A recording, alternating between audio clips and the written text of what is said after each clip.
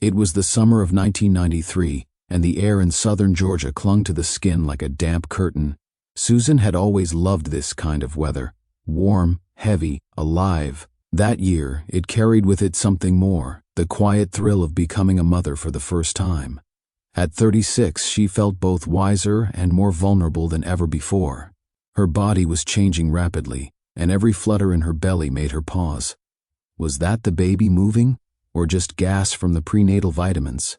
Susan lived in a modest brick house on the edge of a sleepy town where everyone knew everyone's dog's name. She and her husband Charles had spent the past 5 years trying to conceive. Now that the moment had arrived, she was determined to do everything right.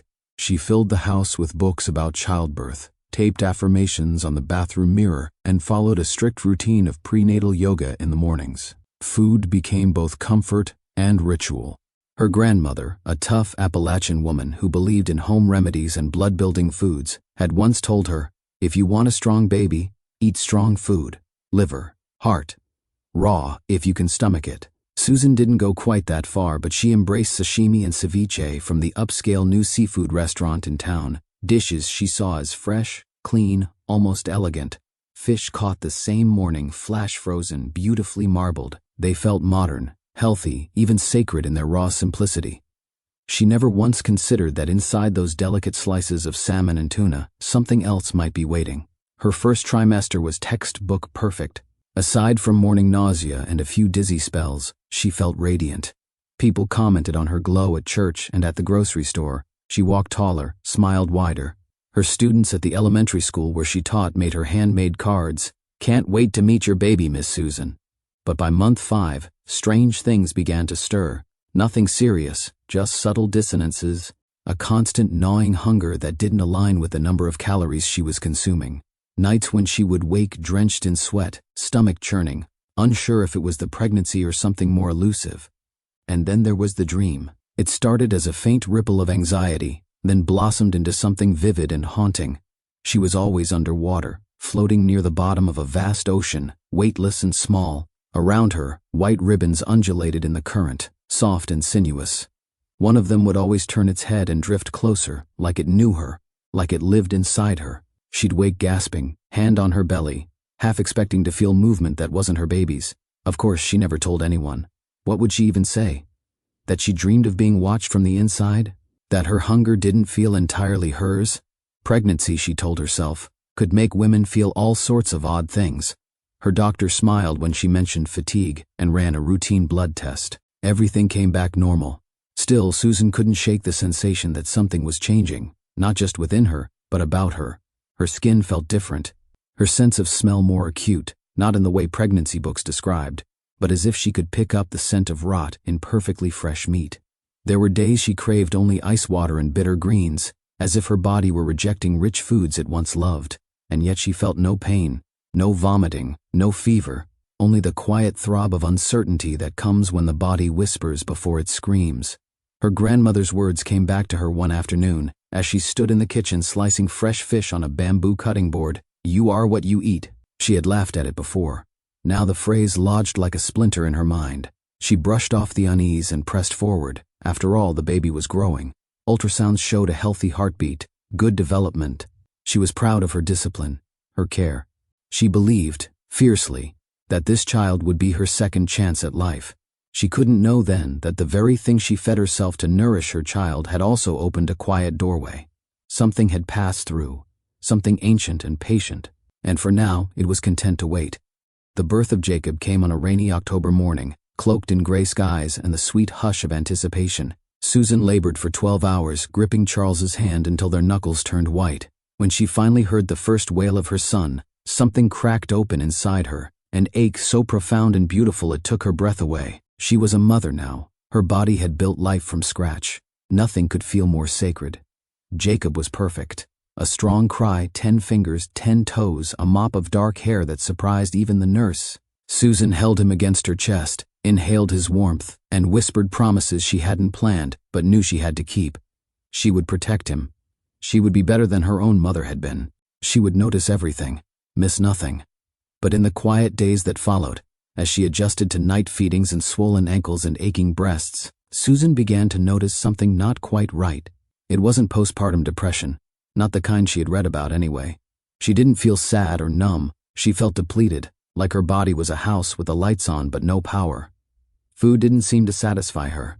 Her weight dropped faster than expected, even though she ate heartily. She chalked it up to breastfeeding, to hormones, to exhaustion. Every doctor reassured her that this was normal. Your body is recovering, they said. You're doing great. But some nights, long after Jacob had fallen asleep, she would sit on the edge of the bathtub and stare at her reflection. Her eyes seemed darker than she remembered. Her hair had grown brittle. Her cheeks were hollowing. There was something, not wrong exactly, but off, like a radio slightly out of tune. Months passed. Jacob grew into a chubby, smiling infant, then a curious toddler with boundless energy. Susan returned to teaching part-time, found joy again in the laughter of children, the smell of fresh crayons, the simplicity of a classroom. But the hunger never left. It wasn't just physical, it was in her bones. A constant, quiet drain she couldn't quite name. She began eating more, larger portions, more frequent meals, but it didn't seem to matter. Her weight hovered below her pre-pregnancy baseline. Her hands trembled sometimes in the morning. Her nails broke easily. She once fainted in the staff lounge, narrowly missing the edge of the coffee table. The school nurse said it was low blood sugar, advised snacks throughout the day. Susan followed every instruction, every new vitamin, every bit of advice. But her body kept whispering its protest in ways no test could catch. Charles noticed. Of course he did. But he was a practical man, and as long as the doctors weren't concerned, he told her not to worry. Maybe you just need more sleep, he'd say, kissing her forehead as he turned off the light. You're doing so much, Sue. Be proud of that. She wanted to believe him, and for a while she did. One night, about a year after Jacob's birth, she had the dream again. She was floating, not in water this time, but in space, cold, dark, silent. All around her, threads of white coiled and drifted, weightless and alive. One thread grew thicker, longer, until it snaked around her torso. It didn't hurt, but it chilled her to the marrow. She opened her mouth to scream, but no sound came. The thing pulsed, and in that moment she swore she could feel it, inside her, not just in the dream. She woke up gasping, soaked in sweat, hand pressed to her abdomen. Jacob was asleep in his crib. The room was quiet, but Susan couldn't shake the sensation. It lingered like perfume on old clothing, faint, persistent. She began to track things, her meals, her symptoms. The time of day when the fatigue hit hardest. Patterns emerged, mostly around digestion, bloating, cramping. A strange bubbling in her lower belly she'd once mistaken for gas, now growing more frequent. There were even days she could swear she felt movement, not the flutter of a fetus, but something else, something slick, subtle. But she kept it to herself. Who would believe her? Her doctor ordered more blood work. Everything came back within range. Slightly anemic, but nothing concerning. Susan began to feel like a hypochondriac. Maybe it was age, maybe it was just the price of motherhood. Still, the unease burrowed deeper. She stopped eating sushi. She no longer trusted raw foods. She switched to boiled vegetables, baked fish, oatmeal. Still, the hunger remained. Her stomach was an empty drum, no matter how much she fed it. Jacob turned 3, then 4. Susan clapped at his preschool graduation, took pictures of him in tiny caps and gowns, packed healthy lunches in recycled boxes.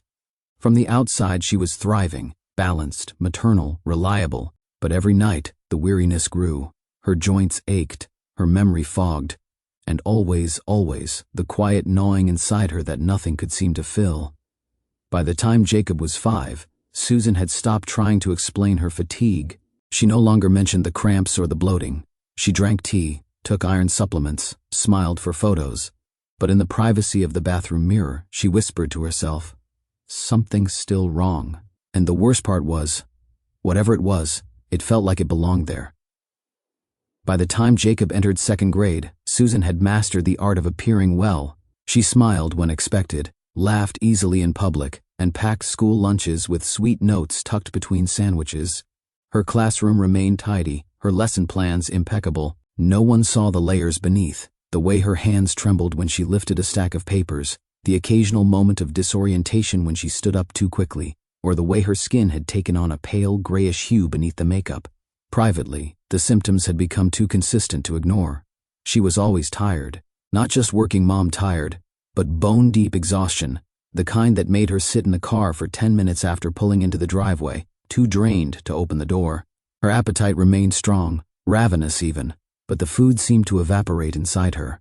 No matter what she ate, her weight hovered below what her doctor called ideal. There were days her stomach churned with a hunger so sharp it bordered on nausea, yet no amount of bread or protein seemed to satisfy it.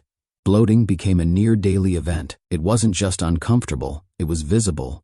Her lower abdomen sometimes swelled by evening, hard to the touch, like something pressing outward from within. She joked to a friend once that she looked 4 months pregnant again, but inside, she didn't find it funny. Her digestive system turned erratic. Cramping followed random meals, sometimes even water seemed to cause discomfort. Her bowel habits fluctuated from constipation to sudden urgency. More than once, she caught herself clutching her belly in the staff bathroom, breathing through what felt like silent waves of resistance. Susan began documenting her symptoms in a spiral notebook. She logged her meals, sleep patterns, mood swings, and everything she consumed. A pattern started to emerge, particularly after heavier meals. But the oddest detail was the timing. Late afternoon and early evening were the worst, as if something inside her became more active with the setting sun. Still, she told no one. It wasn't until a parent-teacher conference evening when everything came to a head. Susan had just finished a long session with a student's mother when she stood, turned to grab a folder, and the room tilted. Her vision tunneled. She reached out to steady herself against the desk, but her legs gave out. She collapsed, more a sinking than a fall, and came to moments later with 3 coworkers hovering over her, their faces a mix of concern and fear. She was taken to the ER. Her vitals were slightly low, but nothing alarming. The attending physician ran basic labs and chalked it up to low blood sugar and stress. Eat more frequent meals, he advised. Stay hydrated. But something in Susan had shifted. The collapse wasn't dramatic, but it had frightened her, not because of the fainting, but because of what she had felt seconds before, an odd twisting in her abdomen, not painful but present, a writhing perhaps, a shift like something repositioning itself. The sensation haunted her. At her follow-up appointment, she pressed her primary care physician harder. She showed him the notebook, her food logs, the frequency of her bloating and cramping. She asked for a more in-depth evaluation. Blood tests, imaging, anything. The doctor agreed, albeit reluctantly. He ordered a more comprehensive panel and a basic abdominal ultrasound. The blood work came back with borderline anemia, low iron, slightly low B12, but nothing critical. Thyroid levels were normal. Liver enzymes, glucose, cholesterol, all within standard range.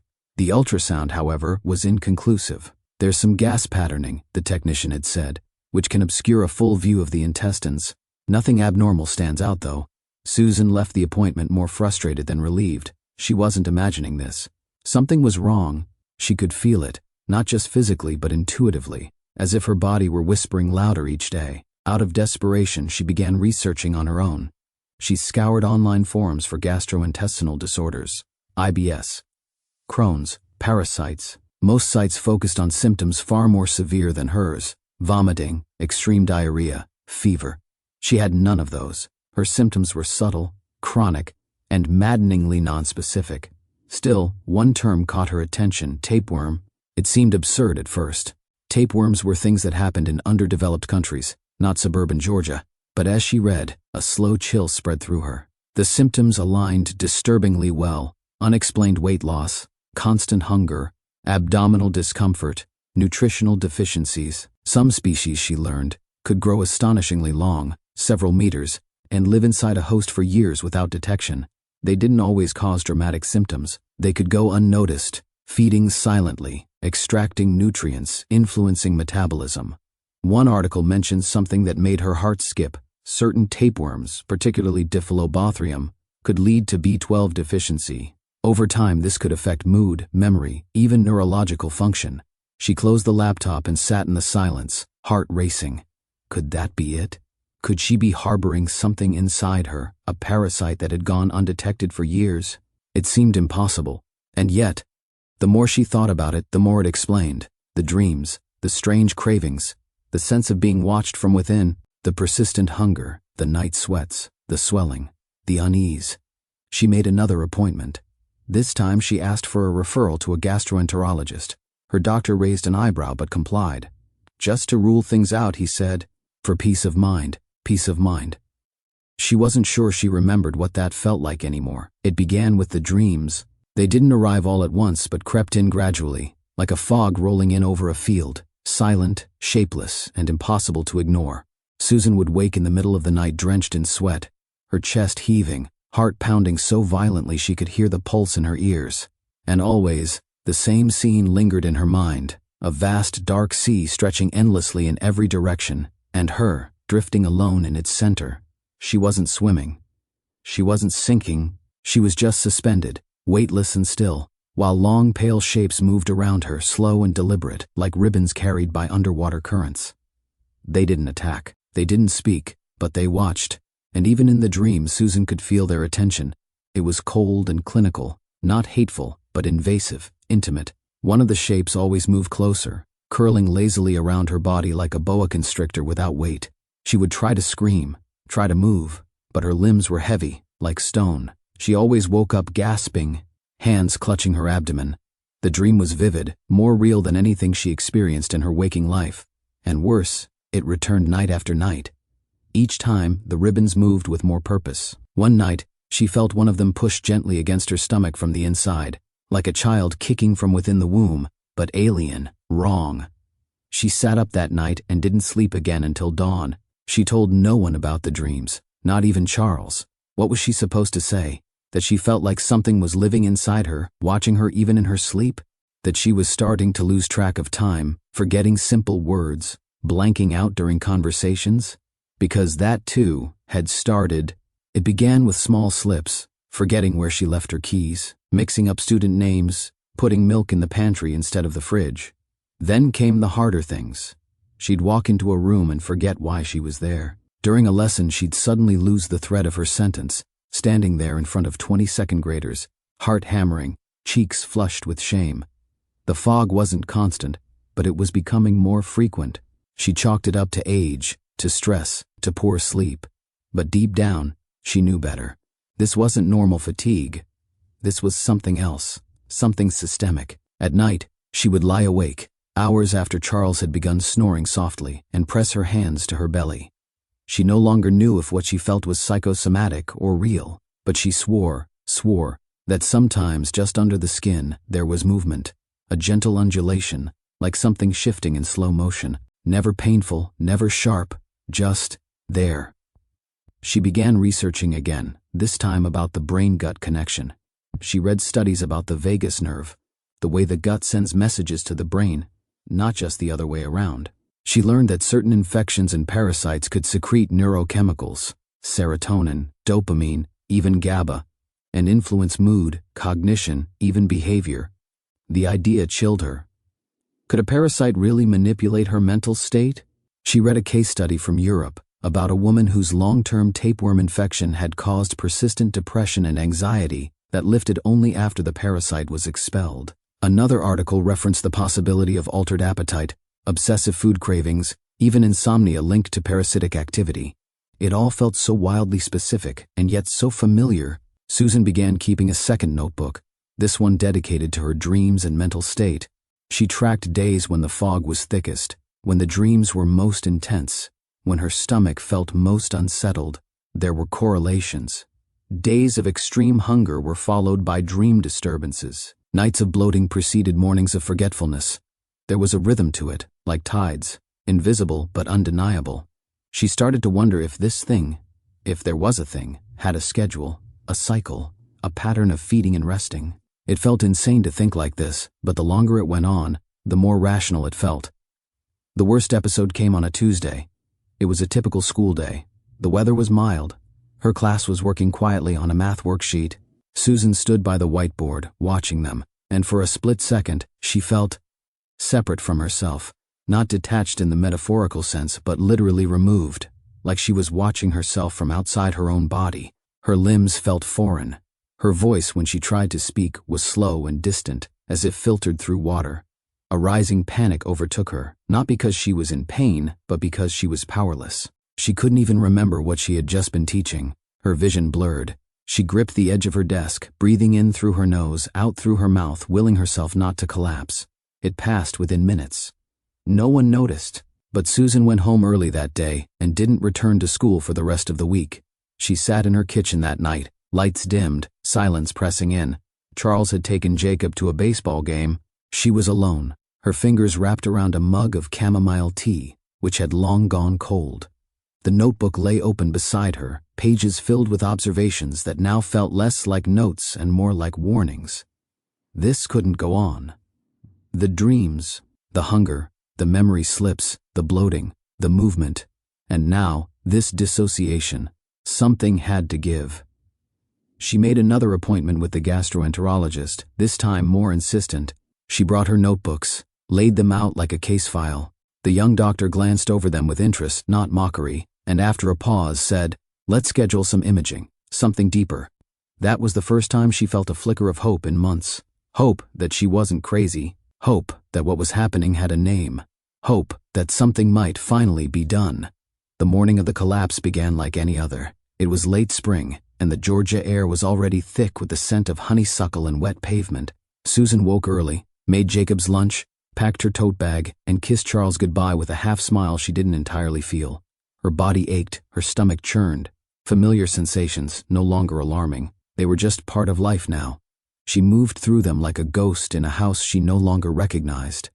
At school, the hallway lights were overly bright. The laughter of children echoed louder than usual, sharp and high-pitched, like metal scraping against glass. Susan tried to shake it off. She'd slept poorly. Again. Another dream. Another night adrift in darkness, wrapped in the silent attention of something that did not belong in this world. By mid-morning she felt dizzy, not the occasional wooziness she'd grown used to, but something more immediate. Her vision blurred at the edges. Her hands trembled as she handed out worksheets. She gripped the edge of her desk for support and blinked rapidly, willing her body to cooperate. It didn't. The next thing she knew, the room had shifted, sounds distorted. A child's voice called her name, stretched out like a rubber band. Susan reached out, but her fingers felt numb. The walls tilted. Then everything went dark. She came to in the nurse's office, surrounded by concerned faces. One of the school secretaries was holding a cold pack to her forehead. A paramedic crouched beside her, checking her pulse. Her skin was clammy, her heart racing. "Susan, can you hear me?" She nodded, barely. They took her to the hospital. The ER was crowded, fluorescent, cold. The nurse took her vitals. The attending physician ordered a basic metabolic panel, iron levels, and B12 again. Susan tried to explain the history, the symptoms, the years of subtle decline. She mentioned the dreams, the constant hunger, the weight loss. The doctor raised his eyebrows. "You've had all these tests before?" She nodded, "but something's not right." After a pause he sighed. "Let's run a CT. Just to be thorough." She lay still on the hard table as the machine buzzed around her, a strange mechanical womb. The technician was quiet, professional, unreadable. When the scan was over, she was wheeled back to a holding area and left under dim lights with only the rhythmic beep of monitors to remind her she was still tethered to the living. An hour passed, then 2. When the doctor returned, he had a printout in his hand and an odd look in his eyes, not alarm, not dismissal, but something in between. Caution, surprise. "Susan," he began, sitting beside her, "your blood work was unremarkable again. Slight anemia, but we saw something on the scan." Her heart thudded. "In your small intestine," he said, tapping the paper, "there appears to be a linear structure, elongated, segmented. It's not a growth or tumor. It's consistent with a parasite, a tapeworm." The words didn't register at first. She blinked, as if trying to clear a fog from her ears. "A what?" "A tapeworm," he repeated. "Most likely Taenia saginata, or potentially Diphyllobothrium. Based on the length, it's been there a long time, possibly years." She stared at him. Her mouth went dry. The world narrowed. Years, years, something alive. Inside her, for years. "It's how long?" she managed to whisper. He hesitated. "Based on the scan, the visible portion spans several meters, but it's difficult to tell exactly. Some of these can reach lengths of 10, even 12 meters, longer than a city bus." Susan felt something crumble inside her. She leaned back against the pillow, eyes wide open, but seeing nothing. So it was real. The hunger, the dreams, the movement. She wasn't crazy. She was invaded. The doctor explained that the parasite would need to be removed, likely via endoscopy or medication, depending on its location and attachment. They would need to consult a specialist. But Susan heard only fragments. Her mind was elsewhere, replaying every strange moment of the last decade. recontextualizing every symptom through this new, horrifying lens. Something had been living in her, feeding off her, manipulating her. The word betrayal floated into her mind unbidden. Not betrayal by another person, by her own body, by her trust in her senses. She thought of Jacob, of nursing him, holding him against her chest. Of all the nights she lay awake thinking she was broken, weak, losing her mind. And all this time, there had been something foreign inside her, not dormant, but active, existing in parallel. A silent passenger she never invited, never wanted. The doctor touched her arm gently. "We'll get it out. You're going to be okay." But Susan wasn't listening anymore. Her hands were gripping the sides of the bed. Her breath was shallow. 12 meters. She imagined it, the pale, segmented ribbon curling within her, inching along her intestines like a worm through earth. She imagined it sleeping as she slept, waking as she ate, stretching inside her as she went about her life. She wanted to scream, but the sound stayed locked in her throat. What she felt was not just horror. It was violation. It was grief. It was the shattering of a reality she had trusted too long. And now, finally, it was the beginning of war. The hospital room was quiet, sterile, and far too cold. Susan sat upright in the bed, knees drawn to her chest beneath a blanket that didn't quite chase away the chill. A soft monitor beeped steadily behind her, marking time in half-second intervals as if reminding her that each moment was still hers. For now, Charles sat in the chair near the window, flipping through a magazine without really seeing the pages. He hadn't said much since they arrived. There were no words for this kind of thing. How do you talk about a living thing curled up inside the person you love? Susan stared at the IV line in her arm. The saline dripped at a mechanical rhythm, no different from any other hospital visit, but everything about this felt different. It wasn't surgery. It was an eviction, an exorcism. She could feel it moving still, perhaps real, perhaps phantom. Her mind could no longer separate the two. She had agreed to the procedure. There was no alternative. The parasite was too large, too embedded to treat with medication alone. It had to come out, section by section if necessary, through endoscopy and specialized retrieval tools. A team of surgeons had been assembled, gastroenterologists, anesthesiologists, nurses, a quiet army, preparing to battle the silent tenant inside her. As she waited for the pre-op nurse, Susan turned toward the small overnight bag at the foot of the bed. She pulled it close and unzipped the front pocket, retrieving a worn envelope, yellowed at the corners, addressed in looping cursive Susan, for when you need more than yourself. It was her mother's handwriting. The letter had sat unread for over a decade, tucked in a memory box Susan had sealed after her mother's funeral. Her relationship with her mother had always been complicated, filled with quiet distance, intermittent warmth, and an unspoken sadness that never quite left either of them. Her mother had died of pancreatic cancer just 6 months before Jacob was born. Susan had stumbled on the letter last night, at home, when packing for the hospital. Something told her to bring it. She wasn't sure if it was comfort she needed or something else. Permission, maybe. Forgiveness. Now, hands trembling, she opened it. The paper crackled softly in her hands as she unfolded it, the creases deep from years of silence. Her mother's handwriting was delicate, careful, as if each word had been considered not once, but many times. "Susan, if you're reading this, it means something inside you needed a voice other than your own. Maybe mine. I know we didn't always talk about everything, some families don't, but I hope you never doubted that I saw you. Not just as my daughter, but as a woman of strength, of fire, even when the world dulled your shine." Susan's throat tightened. She paused, blinked back the sudden wetness in her eyes. "There will come a day, I think, when you'll face something you didn't choose, something that feels like it's consuming you, whether it's grief, fear, or even your own body. You'll be tempted to fight it alone. Please don't. Reach. Speak. You are not alone." The next line was underlined, and in ink that had slightly faded. "The body remembers everything, what we feed it, what we hide from it, what we carry silently. It always speaks, even when we pretend not to listen." Susan sat there a long moment after finishing, the letter resting in her lap like a final benediction. The body remembers. The words felt eerie now, prophetic. Had her mother somehow known? Or was this just the universal wisdom of someone who had lived long enough to understand what survival truly looked like? The door creaked open gently. She looked up. Jacob stood in the doorway, holding a plastic cup of orange juice in both hands. His shoulders hunched the way he always did when unsure of himself. At 17, he was tall, gangly, with the earnest awkwardness of a boy still growing into his voice. Her eyes, were cautious but determined. "Hey, Mom." "Hey, sweetheart," she said, her voice catching. He sat beside her, setting the juice down without meeting her gaze. "Dad said it's something weird."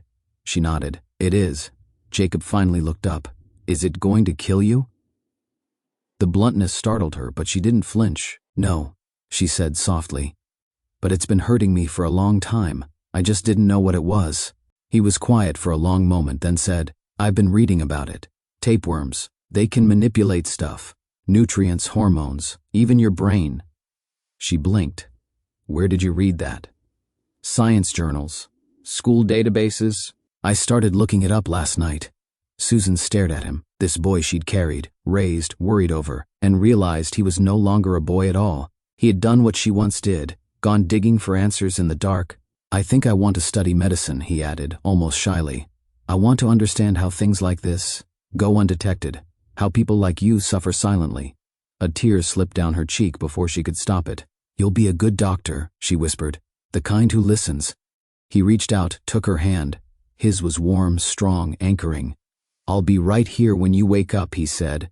The nurse came in not long after, wheeling a cart of pre-op forms and medications. Susan signed what needed signing, nodded where appropriate, let the quiet preparation unfold like a slow dance she didn't quite remember learning. As they wheeled her toward the operating room, Jacob walked beside the gurney. He didn't say much, just squeezed her fingers 3 times. "I love you." She squeezed back. "I know." When the doors swung open and the surgical lights came into view, Susan closed her eyes, not in fear, but in surrender, not to the parasite, not to the pain, but to the possibility of healing, of being whole again. And for the first time in years, she didn't feel entirely alone. The operating room was cold, bright, and unnaturally quiet. Even through the haze of anesthesia, Susan felt the weight of it, the clinical intensity, the clean sterility of a space designed for confrontation between life and death. She lay still, her arms outstretched and strapped gently at her sides, heart monitored, oxygen fed through a nasal cannula. She could hear muffled voices, doctors confirming names, nurses checking instruments. A curtain of blue fabric rose above her chest, shielding her from what came next. She wasn't afraid. Not anymore. What she felt was more primal, a pulsing anticipation, like standing on the edge of a storm. The sedation blurred her consciousness, softened the edges of time. At some point, the gastroenterologist leaned over her, his voice reassuring. "We're starting now. Just breathe. You're safe." And then there was darkness. When she woke, it wasn't in a sudden gasp, but in layers. A soft re-entry into the world. Light filtered through her eyelids, voices returned one by one, and the gentle hum of machines welcomed her back. The first face she saw was Charles. He was seated beside her bed, elbows on his knees, hands clasped. When he saw her eyes open, he let out a breath that shook the room. "You're okay," he whispered. Susan blinked. Her throat was dry. Her body felt hollow but lighter. There was a pressure in her abdomen, like someone had removed something and left an echo behind. A nurse entered a moment later, smiling gently. "You're out of surgery. Everything went well." Susan tried to nod but only managed a shallow breath. The nurse continued. "They retrieved the parasite. All of it. We're sending it to pathology, but the preliminary ID is Taenia saginata, beef tapeworm. It was substantial." Susan didn't respond, because in that moment her mind conjured only one image, the ribbon, the white, undulating ribbon that had haunted her dreams. And now it had a name. Later that evening, a surgeon visited her room. He was middle-aged, with the gentle calm of someone who had seen much and learned when not to embellish. "We were able to extract the tapeworm via endoscopic retrieval," he explained, showing her the post-op report. "It measured just over 12 meters. That's about 40 feet. Susan felt her stomach turn. "It was intact?" she asked hoarsely. He nodded. "Completely. Rare, honestly. It was living freely in your small intestine. No significant damage to the bowel lining. But it's likely been there for quite some time." "How long?" she whispered. "It's hard to say exactly, but given the size and your symptoms, years, possibly decades." She closed her eyes. A silence grew between them that no clinical term could fill. "We can show it to you," he added hesitantly. "Some patients prefer not to, but you have the option." She didn't answer right away. But that night, long after visiting hours ended and the hospital halls quieted, she asked the night nurse to take her. They wheeled her gently to the lab's storage corridor, where a technician lifted a long metal tray. Inside, coiled and submerged in a translucent preservative, lay the thing that had lived inside her. It was pale, almost ivory, with a segmented body that shimmered faintly under the overhead light. Like a chain of grains, like a ribbon, like the dream, exactly as it had appeared to her all those nights. 12 meters, alive, intelligent in the way a virus is, without mind, but with persistence. Susan felt her breath catch. She expected revulsion, expected to vomit. But instead, what rose inside her was grief, not for the parasite, for herself, for all the nights she blamed her body, for every moment she thought she was weak, lazy, or simply aging badly, for all the doctors who told her she was fine, for every time she dismissed her instincts, softened her suspicions, smiled when she felt hollow. She whispered, "You took so much from me." But what startled her was the second thought that came immediately after. "And I let you." The realization did not come with shame. It came with clarity. She had spent years giving away her voice, assuming others knew better. Doctors, books, even her own doubts. All while something inside her fed quietly, pulling nutrients from her bloodstream, numbing her thoughts, dulling her clarity. And still, her body fought. Still, it sent signals, dreams, sensations, hunger, pain. The body remembers. The phrase from her mother's letter returned like a tide. Her body had known all along. It had whispered. It had screamed. And now, finally, she had listened. She returned to her room that night changed, not just healed, reclaimed. The recovery was slow but steady. She slept more soundly in the hospital than she had in years. When Jacob visited the next morning, he brought a drawing, a sketch of a tapeworm with a superhero cape and a red 10 across its body. Vanquished, he grinned. Susan laughed, really laughed. Her body didn't ache when she did. The doctor said her energy would return gradually, that her nutrient absorption would improve, that her memory might sharpen, that the fog would lift. They were right.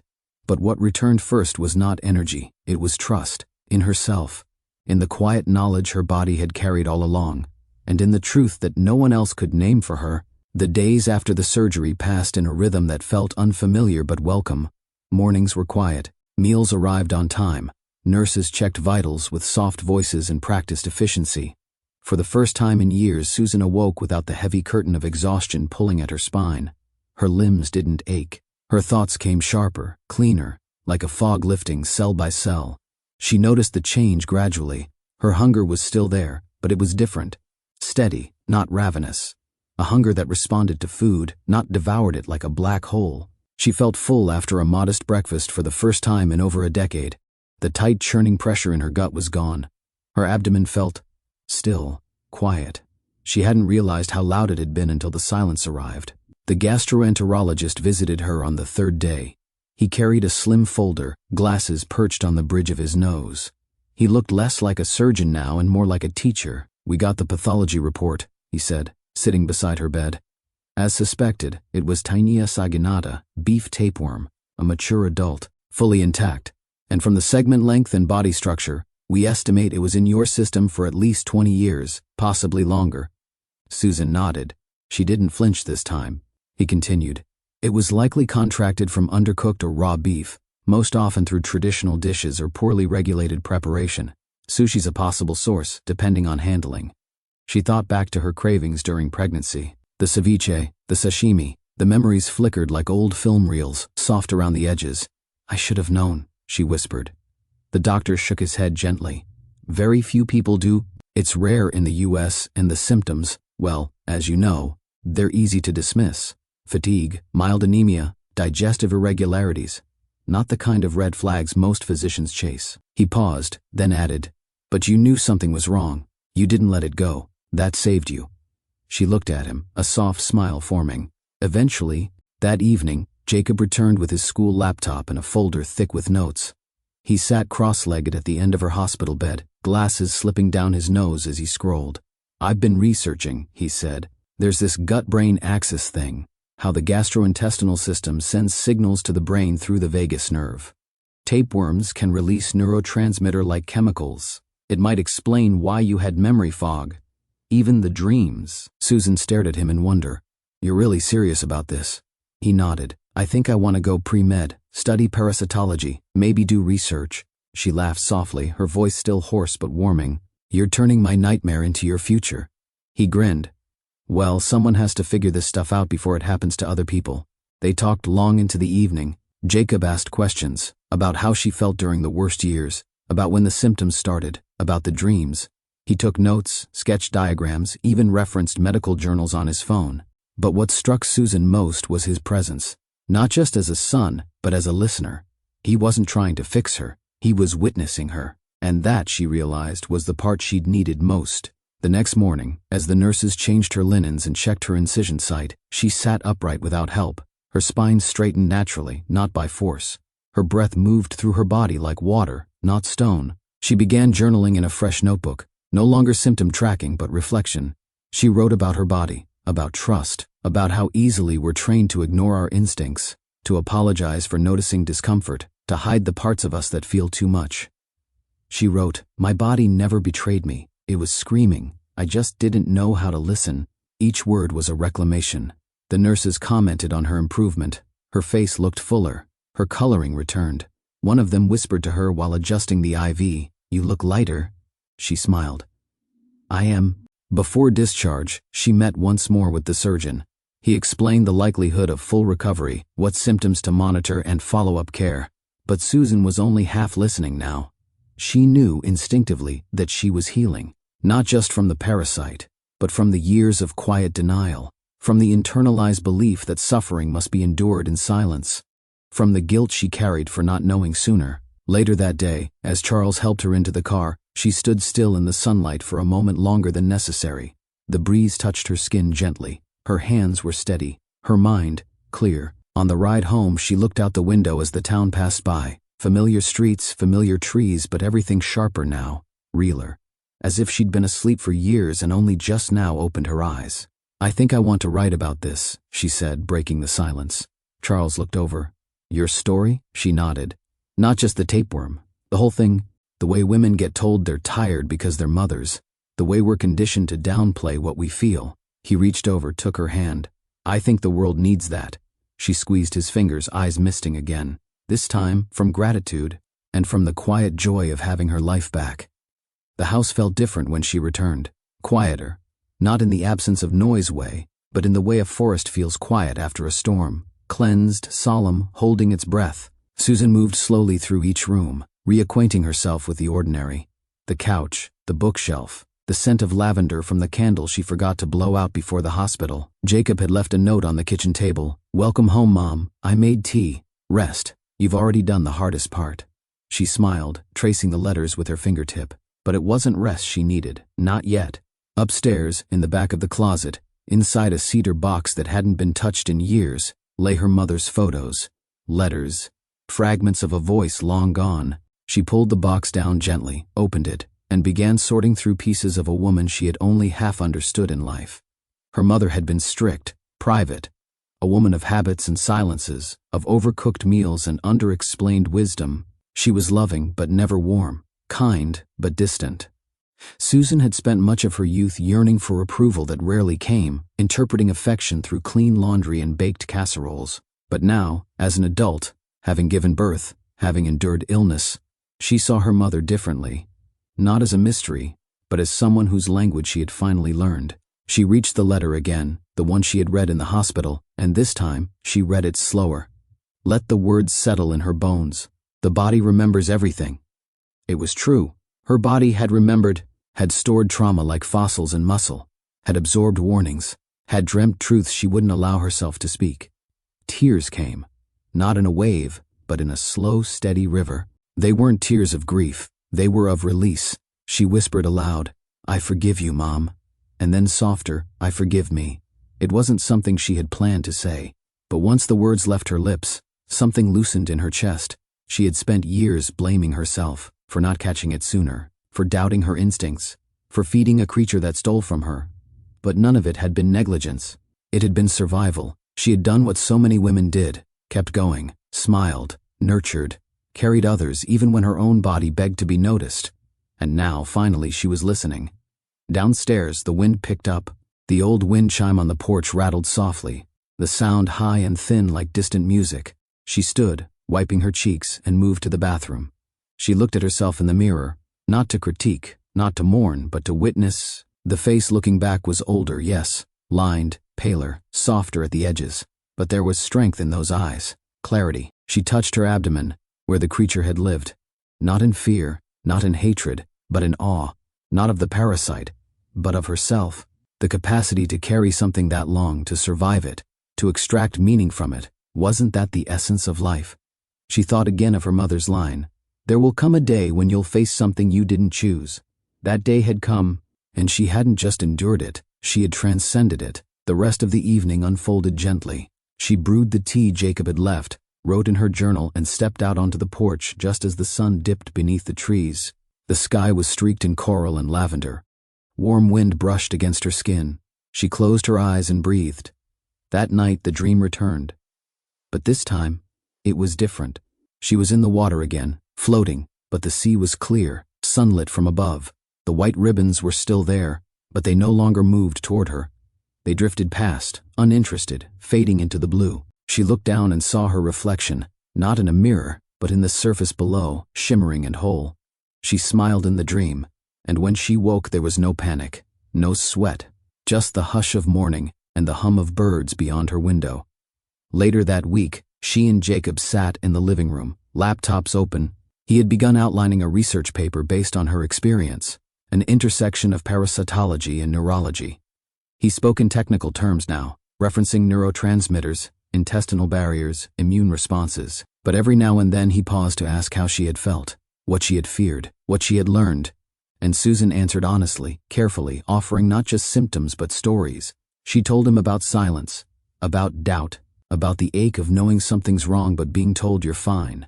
She told him about the dreams, about the whisper of the body and how it keeps speaking, even when we refuse to hear it.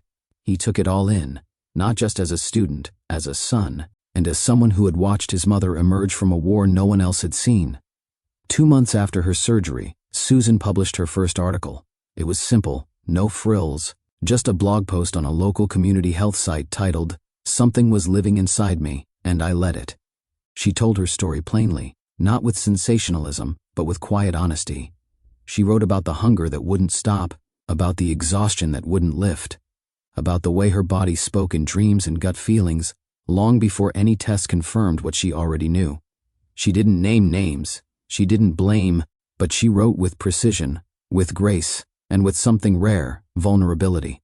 The post went viral within days. Women wrote in from across the country, some from big cities, others from tiny towns, echoing the same refrains. "I thought it was just menopause. Doctors told me it was stress. No one believed me until it was too late." They weren't all stories about parasites. Some were autoimmune conditions misdiagnosed for years. Others were cancers caught too late. Many were simply tales of women who knew something was wrong, but were taught to distrust themselves. Susan's inbox filled with messages, not just from strangers, but from former students, old friends, even other teachers. A local radio host invited her to speak on air. Then came an NPR interview. A women's health nonprofit asked if she'd keynote their fall conference. Each time she said yes, it wasn't for fame or recognition. It was for the women still lying awake at night, doubting their bodies. It was for the women who were told they were fine. It was for the girl she used to be, the one who brushed off her instincts in favor of being polite, agreeable, quiet. At the conference, she stood behind a lectern in a modest blue blouse, her notes folded neatly in hand. She spoke calmly, her voice even. She told them about the moment she saw the 12-meter parasite laid out on a steel tray. She told them about the letter her mother left behind.